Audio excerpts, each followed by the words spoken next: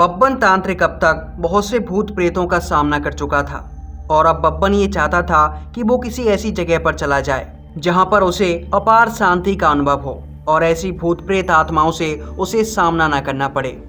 कुछ दिनों के लिए बब्बन तांत्रिक शांति चाहता था और इसलिए उसने तांत्रिक गुरु से किसी ऐसी जगह के बारे में पूछा जहां जाकर उसे किसी भी समस्या का सामना न करना पड़े। और तब तांत्रिक गुरु ने उसे बताया कि संसार में ऐसी कोई जगह मौजूद नहीं है जहां पर ये नकारात्मक शक्तियां ना हो, तो मैं हर जगह पर इनका सामना करना ही पड़ेगा। लेकिन फिर भी अगर तुम जाना ही चाहते हो तो कुछ दिनों के लिए कश्मीर चले जाओ, क्योंकि कश्मीर एक ऐसी जगह है जहां जाने के बाद तुम्हें अपार शांति का अनुभव होगा। और इसके बाद बब्बन तांत्रिक निकल पड़ा कश्मीर की ओर। लगभग 7 से 8 दिनों के सफर के बाद बब्बन तांत्रिक कश्मीर जा पहुंचा था। सर्दियों का समय था और कश्मीर में काफी ज्यादा बर्फ पड़ रही थी। कश्मीर की इन खूबसूरत वादियों को देखने के बाद बब्बन तांत्रिक बिल्कुल शांति का अनुभव कर रहा था, क्योंकि उसने आज तक इतनी मनमोहक जगह कभी नहीं देखी थी। बब्बन तांत्रिक कश्मीर के एक गांव में जा पहुंचा था और बब्बन ने उन गांव वालों से खाने पीने के लिए कुछ मांगा। गांव वाले भी काफी अच्छे थे। उन्होंने बब्बन को खाने के लिए कुछ फल दे दिए और कुछ समय के लिए उसी गांव में रुकने के लिए कहा। लेकिन बब्बन एक तांत्रिक था। बब्बन किसी गांव के अंदर रुक नहीं सकता था, इसलिए बब्बन ने उस गांव से लगभग 2 किलोमीटर दूर ही अपनी एक छोटी सी कुटिया बना ली और बब्बन वहीं पर रहने लगा। बब्बन को अभी कश्मीर में रहते हुए यही कोई 15 से 20 दिन बीते थे और तभी एक शाम काफी तेज तूफान आया, जिसमें बब्बन ने पहली बार देखा था कि बर्फीली हवाएं कितनी खतरनाक होती हैं। बब्बन की झोपड़ी उस तूफान में जैसे कहीं उड़ गई थी और बब्बन तांत्रिक एक चट्टान की आड़ लेकर रात भर वहीं छुपा रहा था।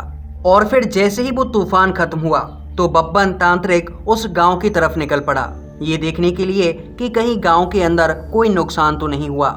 लेकिन जब बब्बन तांत्रिक उस गांव के अंदर पहुंचा तो गांव के ऐसे हालात देखकर बब्बन के होश उड़ गए, क्योंकि वो गांव एक रात के अंदर ही तहस नहस हो चुका था। और जब बब्बन ने उस गांव के ये हालात देखे तो बब्बन तांत्रिक कुछ समझ नहीं पाया। लेकिन इससे भी बड़ी बात ये थी कि उस गांव के अंदर जितने भी लोग थे वो सभी एक जगह पर इकट्ठा होकर रोए बिलखे जा रहे। काफी चीख चिल्लाहट उस गांव के अंदर मची जा रही थी। गांव के लोगों की ऐसी हालत देखकर बब्बन तांत्रिक को काफी दुख हुआ।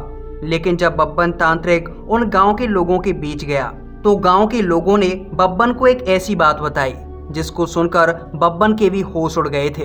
दरअसल गांव के लोगों ने बब्बन को बताया कि कल रात के तूफान में उनके गांव से 8 लोग गायब हो चुके हैं और वो 8 लोग न जाने कहां गए, कोई नहीं जानता। उनकी ये बातें सुनने के बाद बब्बन तांत्रिक को लगा कि शायद वो लोग रात के तूफान में कहीं बर्फ में दब गए होंगे। इसके बाद बब्बन तांत्रिक ने गांव वालों से कहा कि हमें उन लोगों को ढूंढना चाहिए और गांव के लोग बब्बन के साथ मिलकर उन लोगों को ढूंढने लगे। लेकिन उन गायब लोगों को ढूंढते ढूंढते पूरा दिन बीत गया और गांव वाले उनकी तलाश में लगे रहे। लेकिन पूरा दिन बीत जाने के बाद भी किसी की भी डेड बॉडी नहीं मिली और उनकी तलाश करते करते अंधेरा हो गया। बब्बन तांत्रिक भी उस रात उसी गांव के अंदर रुका था। बब्बन तांत्रिक उस गांव के अंदर बैठकर लोगों को ये समझा रहा था कि आखिर कैसे उन लोगों को ढूंढा जा सकता है। बब्बन तांत्रिक उन्हें नई नई तरकीबें बता रहा था।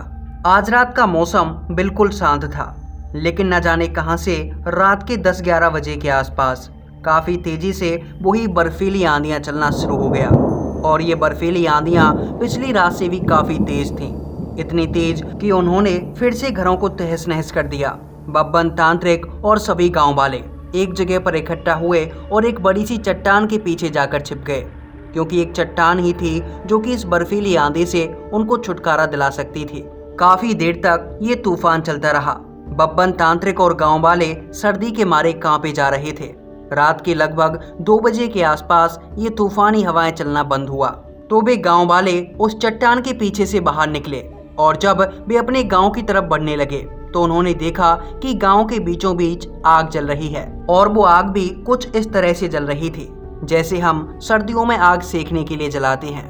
उस आग को देखकर गांव वालों की सांसों में सांसें आईं। गांव वालों को लगा कि शायद गांव का कोई व्यक्ति वहीं पर रह गया होगा और जैसे ही तूफान खत्म हुआ तो उसने आग जला दी ताकि गांव वाले इस आग से अपने आप को गर्म कर सकें। और इसके बाद उस आग को देखते ही गांव के उस झुंड में से दो लड़के निकलकर तेजी से भागकर उस आग की तरफ गए। गांव वाले उनके पीछे पीछे जा रहे थे, लेकिन वे काफी तेजी से भागकर वहां जल्दी पहुंच गए। लेकिन जब वे उस आग के पास पहुंचे और इसके बाद गांव वालों ने एक डरावना मंजर देखा। दरअसल वो लड़के जब उस आग के पास पहुंचे तो वो आग जमीन से ऊपर की तरफ जाने लगी और फिर उन लड़कों के चीखने की आवाज सुनाई दी।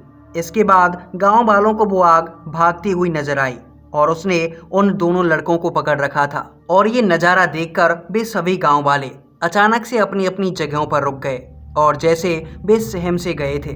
बब्बन तांत्रिक उन गांव वालों की ओर देखे जा रहा। फिर बब्बन तांत्रिक ने उन गांव वालों से पूछा कि आखिर वो आग ऐसी क्या चीज है जिसे देखकर आप लोग इतना डर गए हो, और उस आग के साथ वो दोनों लड़के घसीटते हुए क्यों जा रहे थे। तब गांव वालों ने डरते हुए बब्बन तांत्रिक को बताया कि वो कोई आग नहीं थी बल्कि एक बुरी आत्मा थी और वो आग उसके सर पर जल रही थी। गांव वालों की ये बात सुनकर बब्बन तांत्रिक काफी हैरान, क्योंकि बब्बन खुद एक महान तांत्रिक था और उसने अब तक न जाने कितने भूत प्रेत पिशाच चुड़ैल और यक्ष यक्षिणियों के बारे में सुना था, लेकिन उसने आज तक किसी ऐसी बुरी आत्मा के बारे में नहीं सुना जिसके सर पर आग जलती हो। क्योंकि बब्बन तांत्रिक को ये पता था कि आग को देखकर बुरी आत्माएं भाग जाती हैं। फिर आखिर ऐसा कैसे हो सकता है कि कोई आत्मा अपने सर पर आग लेकर घूमती हो। बब्बन तांत्रिक ने पहली बार ऐसी किसी आत्मा के बारे में सुना था, इसलिए बब्बन ने उन गांव वालों से इस आत्मा के बारे में विस्तार से जानना चाहा। और तब गांव वालों ने बब्बन को बताया कि ये कोई खतरनाक आत्मा है या फिर कोई खतरनाक राक्षस। इसके बारे में कोई नहीं जानता, लेकिन हमें बस इतना पता है कि ये जो भी है लेकिन है बड़ा खतरनाक, और शायद ये तूफान भी इसी की वजह से आए होंगे, क्योंकि अब इसकी नज़र हमारे गांव पर पड़ चुकी है और जब इसकी नज़र किसी गांव के ऊपर पड़ जाए तो ये वहाँ के एक भी इंसान को जिंदा नहीं छोड़ता, उन सभी को अपना शिकार बना लेता है। तब बब्बन तांत्रिक ने उन गांव वालों से इसके बारे में विस्तार से जानना चाहा और बब्बन ने उनसे पूछा कि आप मुझे विस्तार से बताइए कि आखिर ये चीज़ क्या है। और तब गांव वालों ने बब्बन तांत्रिक को इसके बारे में विस्तार से बताया था। ब्रह्मरा चौक, ये ब्रह्मरा चौक है। इसके बारे में आज तक हमने बस किस्से कहानियाँ सुनी थीं। हमारे बड़े बुजुर्गों ने कई बार इसके बारे में बताया था। उनका कहना था कि अगर इसकी नज़र किसी पर पड़ जाए तो वो गांव का गांव तबाह हो जाता है, ये सबको खा जाता है। उस गांव वाले की बात सुनकर बब्बन तांत्रिक ने कहा कि कहीं ये कोई ब्रह्म राक्षस तो नहीं, मैंने ब्रह्म राक्षसों का सामना किया है। तब उस गांव वाले ने बब्बन से कहा, नहीं, ये ब्रह्म राक्षस नहीं है। ब्रह्म राक्षस निर्दोष लोगों को नहीं मारता, लेकिन ये किसी को जीवित नहीं छोड़ता। इसके सामने जो आ जाए उसे खत्म कर देता है। ये कोई बुरी आत्मा नहीं बल्कि एक बुरा दैत्य है, एक ऐसा दैत्य जो लोगों के साथ छलावा करता है। ये अपने सर पर आग जलाकर रखता है ताकि बर्फ की इन बर्फीली वादियों में लोग इसे देखकर अपना आशियाना समझें और लोगों को लगे कि कहीं दूरी पर कोई बस्ती है जहाँ पर आग जली हुई है। और जब लोग इसके पास जाते हैं तो ये उनको पकड़कर खा जाता है। लोगों को मारना इसकी फितरत में है। अगर इसकी नज़र किसी इंसान या इंसानी बस्ती पर पड़ जाए तो ये उस बस्ती को तबाह कर देता है। और अब इसकी नज़र हमारे गांव पर पड़ चुकी है।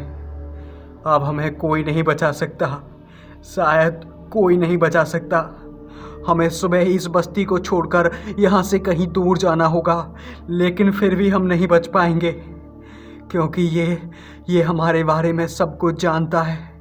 ये भी जानता होगा कि हम इसके बारे में बातें कर रहे हैं और हम तुम्हें बता रहे हैं इसके बारे में।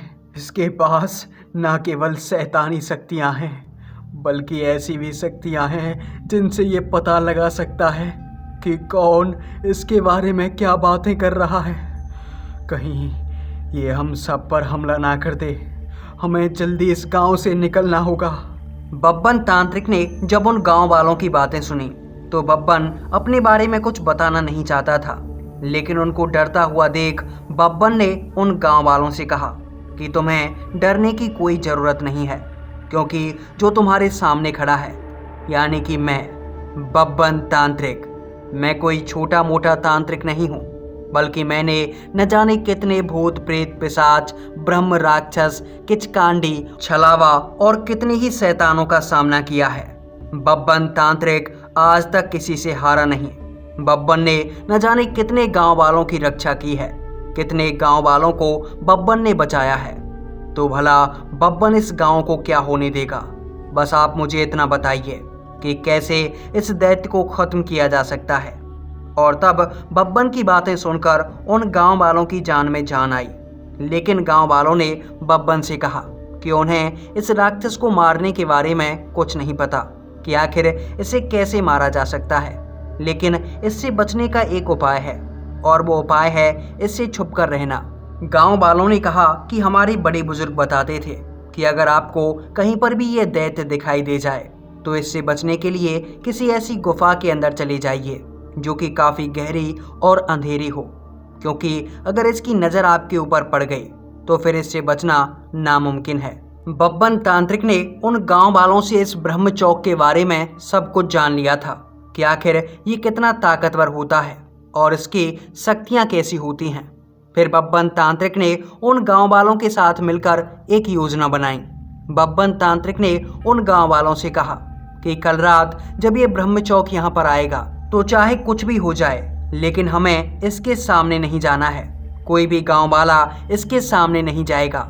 इसके बाद जैसे तैसे करके वो रात गुजरी और बब्बन तांत्रिक सवेरा होते ही कश्मीर में ऐसी जगहों पर निकल पड़ा जहाँ पर कोई सिद्ध महात्मा रहता हो, क्योंकि उसे एक ऐसे महात्मा की तलाश थी जो कि उस ब्रह्म चौक को खत्म करने का कोई तरीका बता पाए। और फिर बब्बन तांत्रिक उस पूरे दिन पूरी कश्मीर में घूमता रहा। ऐसे ऐसे गाँव में गया, ऐसे ऐसे शहरों में गया जहाँ पर सिद्ध महात्माओं के होने की बात कही जाती है, लेकिन उसे कोई भी ऐसा सिद्ध महात्मा नहीं मिला जो कि ब्रह्म चौक को खत्म करने का कोई राज बता सके, जो ये बता सके कि आखिर ब्रह्म चौक को कैसे खत्म किया जा सकता है। और आखिरकार थक हार कर बब्बन तांत्रिक शाम के समय उसी गांव में वापस आ गया। जब बब्बन तांत्रिक उस गांव में वापस गया तो गांव वालों को बब्बन तांत्रिक ने अच्छे से समझाया था कि आज रात हमें कैसे भी करके उस ब्रह्म चौक से बच के रहना है। कुछ रातें हमें ऐसे ही गुजारनी होंगी, तब तक मैं इसे खत्म करने का कोई ना कोई तरीका निकाल ही लूंगा। इसके बाद रात हुई और रात के लगभग 11 बजे के आसपास फिर से उस गांव के अंदर तूफान आने लगा। और तूफान को आता देख गांव वाले ये समझ चुके थे कि जल्दी ही गांव के अंदर वो ब्रह्म चौक आने वाला है। लेकिन गांव वालों ने पूरे दिन योजना बनाई थी और उन्होंने एक गुफा को तैयार कर लिया था अपने छिपने के लिए। और जैसे ही वो तूफान आया तो गांव वाले उस गुफा के अंदर जाकर छिप गए। बब्बन तांत्रिक उस गुफा के अंदर नहीं गया था, क्योंकि बब्बन तांत्रिक एक योजना के अनुसार उसी गांव के अंदर छुपा हुआ था, क्योंकि बब्बन को उसे करीब से देखना था। बब्बन तांत्रिक ये जानना चाहता था कि आखिर ब्रह्म चौक होता क्या है, वो करीब से दिखता कैसा है। काफी तेजी से तूफान आ रहा था और उस तूफान के बीच बब्बन तांत्रिक ने एक अजीबोगरीब चीज देखी। दरअसल जब वो तूफान आया था तो उसके साथ ही कुछ भेड़िए जैसे जानवर भी आए और वो जानवर गांव के लगभग सभी घरों के आसपास खड़े हो गए। लेकिन उनमें से एक भेड़िया ऐसा था जिसने अपने सर पर एक अजीबोगरीब टोपी पहनी हुई थी और बब्बन तांत्रिक उसी भेड़िए की ओर देखे जा रहा। लेकिन उस भेड़िए में एक खास बात ये थी कि बाकी के भेड़िए घर के हर दरवाजे पर खड़े थे, लेकिन वो भेड़िया उन सबसे अलग गांव के बीचों बीच खड़ा हुआ था। और जैसे ही वो तूफान खत्म हुआ तो वे भेड़िए घर के दरवाजों से हटकर पीछे की तरफ भाग गए। लेकिन तूफान के खत्म होते ही बब्बन तांत्रिक ने एक डरावनी चीज देखी थी। दरअसल एक बड़ा सा दैत्य सा दिखने वाला आदमी उस गांव की तरफ बढ़े जा रहा था। उसकी हाइट लगभग 25 से 30 फीट के आसपास थी और उसके सर पर एक अजीबोगरीब तरीके से आग जल रही थी। उसका चेहरा काफी डरावना था। बब्बन तांत्रिक ने अब तक न जाने कितनी ही बुरी आत्माओं का सामना किया था, लेकिन इससे डरावना चेहरा बब्बन ने अपनी जिंदगी में कभी नहीं देखा था। और वो बड़ा सा आदमी कुछ कुछ आदमी की तरह और कुछ कुछ एक बड़े से जानवर की तरह दिखाई दे रहा था। बब्बन तांत्रिक उसको देखकर काफी ज्यादा डर गया। बब्बन तांत्रिक वैसे तो एक तांत्रिक था, लेकिन उसने भी आज तक ऐसी भयावह और डरावनी चीज अपनी जिंदगी में पहली बार देखी थी, जिसको देखकर बब्बन के शरीर में भी कपकपी छूटने लगी। इसके बाद वो बड़ा सा राक्षस, जिसको ब्रह्मचौक कहा जाता है, वो ब्रह्मचौक गांव के बीचों बीच आकर बैठ गया और उसने अपने शरीर को जमीन में दबा लिया, जैसे वो बर्फ के अंदर अपने आप को दबाने की कोशिश कर रहा हो। और उसका सर जमीन से बाहर था। उसके सर पर जलती हुई वो आग साफ साफ दिखाई दे रही थी। बब्बन तांत्रिक एक घर में बैठकर चुपचाप ये नज़ारा देख रहा था। काफी देर तक बब्बन तांत्रिक ये नज़ारा देखता रहा। उसके सर पर जलती हुई ये आग काफी देर तक दिखाई दे रही थी, लेकिन इसके बाद बब्बन तांत्रिक ने देखा कि उसके सर पर जल रही वो आग धीरे धीरे करके कम होने लगी और धीरे धीरे करके जैसे वो आग बुझ गई थी। आग के बुझते ही उस राक्षस ने एक अलग सी आवाज निकाली। दरअसल उसने बब्बन तांत्रिक की आवाज निकाली थी और बब्बन तांत्रिक की आवाज में वो गांव वालों से कह रहा, वो राक्षस चला गया है, वापस गांव के अंदर आ जाओ। और जब बब्बन ने ये आवाज सुनी तो बब्बन तांत्रिक काफी हैरान, क्योंकि अब बब्बन तांत्रिक उसकी चालाकी को समझ चुका था। बब्बन तांत्रिक उस घर से बाहर निकलकर कुछ कहना चाहता था, लेकिन बब्बन के हाथ पैर जैसे जम से गए थे। वो चाहकर भी अपने हाथ पैर नहीं हिला पा रहा था और ना ही बब्बन तांत्रिक कुछ बोल पा रहा था।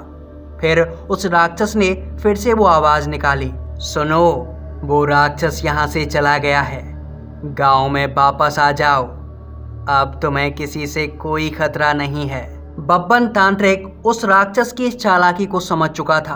बब्बन अब ये जान चुका था कि वो राक्षस केवल ताकतवर और शैतान नहीं है, बल्कि वो चालाक भी है। दरअसल उसे पता था कि बब्बन तांत्रिक यहीं घरों के अंदर छुपा हुआ है और इसलिए वो अपनी चालाकी चलाकर उन गांव वालों को बुलाना चाहता था, ये कहकर कि वो राक्षस यहाँ से जा चुका है, अब तुम वापस आ सकते हो। और उसके जाल में गांव वाले फंस भी गए।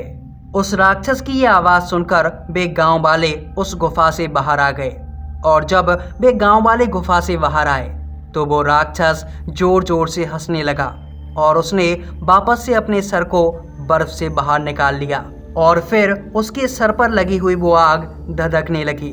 उसकी आग को देखकर गांव वाले भी समझ चुके थे कि ये राक्षस तो इसी गांव के अंदर है और गांव वालों ने वापस से उसी गांव के अंदर छुपना चाहा, लेकिन फिर उस राक्षस ने काफ़ी तेजी से उनकी तरफ झपट्टा मारा और भागकर उनमें से एक बच्चे को पकड़ लिया और उस बच्चे को लेकर वो सीधा जंगल की ओर भाग गया। बब्बन तांत्रिक उसके भागते ही बिल्कुल ठीक हो चुका था और अब बब्बन उसका पीछा करने लगा। बब्बन तांत्रिक उस बच्चे को बचाना चाहता था और इसीलिए बब्बन तांत्रिक लगातार उसका पीछा कर रहा, लेकिन थोड़ी देर बाद ही वो राक्षस न जाने कहाँ गायब हो गया। बब्बन तांत्रिक इधर उधर उसे ढूंढने लगा, लेकिन वो राक्षस कहीं नजर नहीं आ रहा था। इसके बाद बब्बन तांत्रिक को कहीं दूर से किसी बच्चे के चीखने चिल्लाने की आवाज़ें आने लगीं और बब्बन तांत्रिक उस बच्चे की आवाज़ों का पीछा करते हुए उस जगह पर जा पहुंचा। बब्बन तांत्रिक जब उस जगह पर गया जहां से उस बच्चे की चीखने की आवाज़ें आ रही थीं, तो बब्बन ने देखा कि वो राक्षस जिंदा ही उस बच्चे को खा रहा था। वो उस बच्चे को फाड़ फाड़ कर खा रहा था और बब्बन तांत्रिक चुपचाप छिपकर ये नज़ारा देख रहा था, क्योंकि बब्बन को ये पता था कि अगर बब्बन उसके सामने गया तो वो राक्षस उसे भी निगल जाएगा। इसलिए बब्बन तांत्रिक चुपचाप एक जगह पर बैठा था और बब्बन ये भयावह नज़ारा देख रहा। उस राक्षस ने उस बच्चे को बिना मारे ही उसे किसी जानवर की तरह नोच डाला था और वो उसके हाथ पैरों को निकाल निकाल कर उसे खाए जा रहा था। बब्बन तांत्रिक ये सब देखकर काफ़ी ज़्यादा सहम गया। बब्बन तांत्रिक ने काफ़ी करीब से उस ब्रह्मचौक को देखा था और बब्बन तांत्रिक अब वहाँ से चुपचाप खिसक कर उस गांव की तरफ हो लिया जहाँ से वो भागकर इसके पीछे आया था। और फिर थोड़ी देर बाद बब्बन तांत्रिक उस गांव में जा पहुँचा। जब बब्बन उस गांव के अंदर गया तो बब्बन ने देखा कि गांव के लोग काफ़ी ज़्यादा सहमे हुए थे और वे एक उम्मीद भरी नजरों से बब्बन की ओर देखे जा रहे थे। लेकिन आज पहली बार बब्बन तांत्रिक की आंखें भी नम थीं और बब्बन तांत्रिक उन गांव वालों से नजरें नहीं मिला पा रहा था, क्योंकि बब्बन के पास इस राक्षस से निपटने का कोई तरीका नहीं था। बब्बन का सामना पहली बार ऐसे राक्षस से हुआ था जिसे ना तो किसी मंत्र तंत्र से हराया जा सकता है और ना ही उसे चालाकी से हराया जा सकता है, क्योंकि वो खुद ही बहुत ज्यादा चालाक है।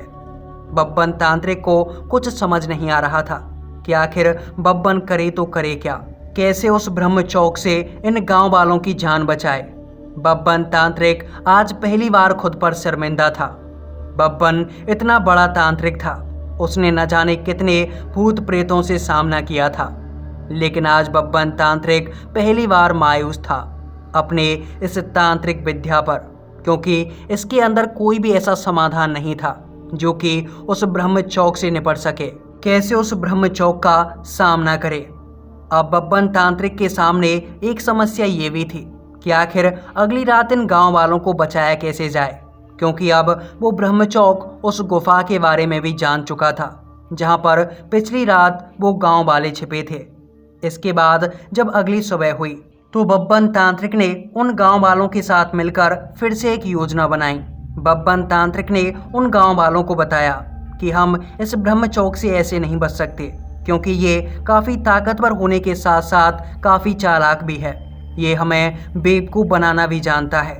इसके बाद बब्बन तांत्रिक ने गांव वालों से कहा कि अगर आपको इस ब्रह्म चौक से बचना है और अपने बच्चों को बचाना है तो आपके पास एक ही समाधान है कि आप इस गांव को छोड़कर आज दिन के समय में ही यहाँ से कहीं दूर चले जाइए, किसी ऐसे गांव के अंदर जो कि यहाँ से काफ़ी दूर हो। शायद हो सकता है कि अगर आप किसी दूसरे गांव में जाओगे जो कि यहाँ से काफ़ी दूरी पर हो तो ये ब्रह्म चौक आपका पीछा करते हुए उस गांव तक ना पहुँचे।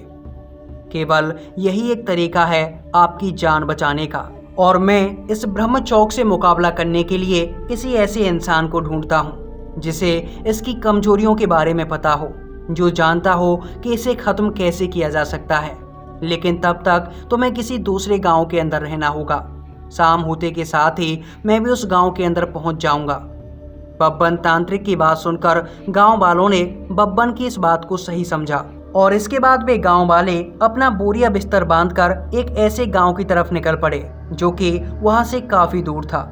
और शाम होते होते वे सभी गांव वाले उस गांव के अंदर जा पहुंचे। और जब एक पूरा गांव एक दूसरे गांव के अंदर चला गया तो जिस गांव के अंदर वे गांव वाले गए थे उन गांव वालों ने उनसे पूछा कि आखिर ऐसी क्या वजह हुई है जिसकी वजह से तुम्हें अपना गांव खाली करना पड़ा और तुम एक दिन के अंदर यहाँ पर आ गए।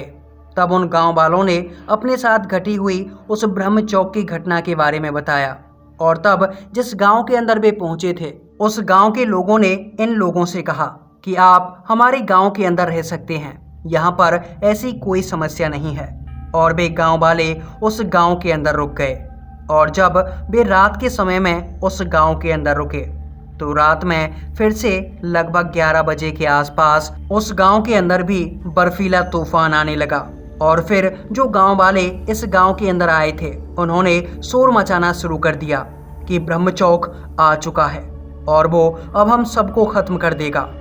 तब उन गांव वालों ने, जो कि उसी गांव के अंदर रहते थे, उन्होंने इस बात को ज़्यादा सीरियस नहीं लिया और वे अपने अपने घरों से बाहर ही नहीं गए। लेकिन थोड़ी देर बाद ही वो तूफान इतना तेज हो गया कि उस गांव के घर भी तहस नहस हो गए। और फिर वे गांव वाले भी अपने अपने घरों को छोड़कर एक गुफा के अंदर जा छिपे। और जब वे उस गुफा के अंदर गए तो उन्होंने देखा कि आज उस गुफा के अंदर आग जल रही थी और वो ब्रह्म चौक उस गुफा के अंदर ही बैठा हुआ था।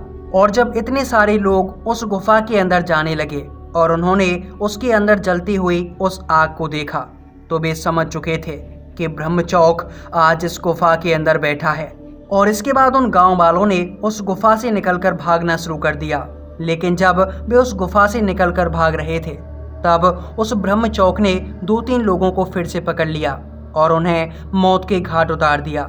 उस गुफा से लोगों के चीखने चिल्लाने की आवाज़ें आने लगीं। वो ब्रह्म चौक उन्हें फाड़ फाड़ कर खा रहा था, लेकिन किसी की हिम्मत नहीं थी कि उस गुफा के अंदर जा सके। आज एक दूसरा गांव भी उस ब्रह्म चौक की चपेट में आ चुका था और ब्रह्म चौक की नज़र आज दूसरे गांव वालों पर भी पड़ गई थी। जैसे तैसे करके उन गांव वालों ने वो रात निकाली। इसके बाद जैसे ही सवेरा हुआ तो बब्बन तांत्रिक उन गांव वालों की तलाश में उस गांव के अंदर जा पहुंचा जहां पर वे गांव वाले जाकर रुके थे। और वहां जाकर बब्बन तांत्रिक ने फिर से यही भयावह नज़ारा देखा। गांव वाले बिलक बिलक कर रो रहे थे और जब बब्बन उस गांव के अंदर उन लोगों के पास गया तो बब्बन की आंखों में भी आंसू थे, क्योंकि बब्बन को अब तक उस ब्रह्म चौक को मारने का कोई तरीका नहीं मिला था। और अब बब्बन तांत्रिक ये भी समझ चुका था कि उस ब्रह्म चौक को ऐसे रोका नहीं जा सकता। अगर हम किसी गांव को छोड़कर दूसरे गांव के अंदर जाएंगे तो वो ब्रह्म चौक हमारा पीछा करते करते वहां भी आ जाएगा। इसे कैसे ना कैसे करके रोकना पड़ेगा। और फिर बब्बन ने उन गांव वालों से कहा कि आज कुछ भी हो जाए लेकिन मुझे पता लगाना है कि आखिर ब्रह्म चौक को कैसे ख़त्म किया जाएगा और कैसे मैं इसका सामना कर पाऊंगा। और इसके बाद बब्बन तांत्रिक उस गांव को छोड़कर निकल गया एक ऐसे व्यक्ति की तलाश में जो कि ब्रह्म चौक की मौत का राज बता सके, जो कि ये बता सके कि कैसे एक ब्रह्म चौक को काबू किया जा सकता है। लेकिन हैरानी की बात तो ये थी कि बब्बन तांत्रिक पूरे दिन उसी गांव के आसपास घूमता रहा। उसे लग रहा था कि वो आगे जा रहा है, लेकिन जब शाम के समय उसने रुकना चाहा तो उसने देखा कि वो तो उसी गांव के भीतर है। और ये देखकर बब्बन तांत्रिक काफ़ी निराश, क्योंकि बब्बन की समझ में आ चुका था कि ब्रह्म चौक से निपटना इतना भी आसान नहीं है। ब्रह्म चौक लोगों के सामने अपना माया जाल पैदा करता है और ये लोगों को अपने माया जाल में भी फंसा सकता है। बब्बन तांत्रिक उस रात उसी गांव के अंदर रुका था और फिर बब्बन तांत्रिक ने जो डरावना मंजर देखा था उसे देखकर बब्बन तांत्रिक सहम उठा था।